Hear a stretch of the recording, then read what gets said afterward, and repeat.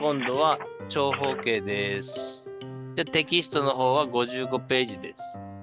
長方形と四角形、これも同じ意味です。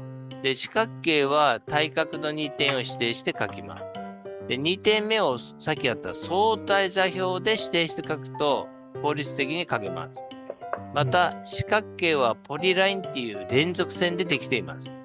なので、分解すると線分になりますよってこと。四角形は線分の下、三角ボタンをクリックして四角形をクリック。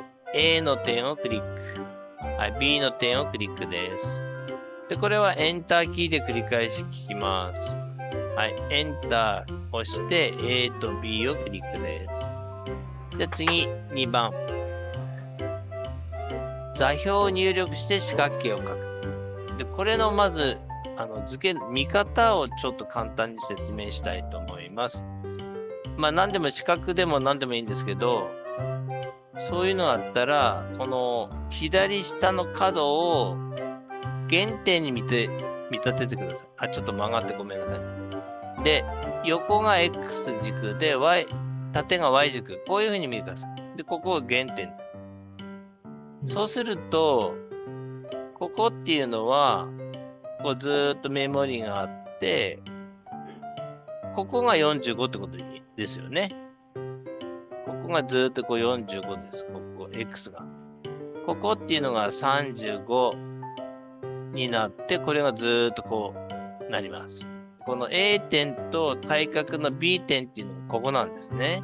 で、ここの座標はっていうと、X が45で、カンマ Y が35って意味です。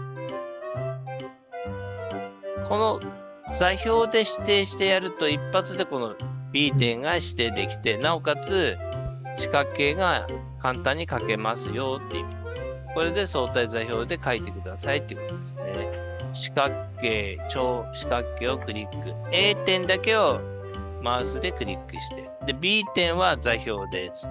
X が45、カンマ、Y が35です。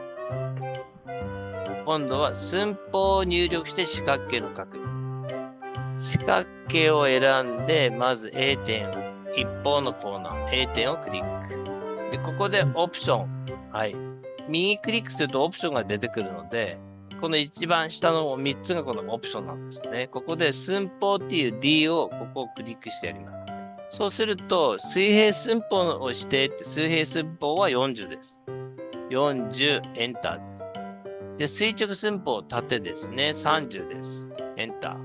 四角形ができる。座標で書いた方が早いなっていう場合は、座標で書いてください。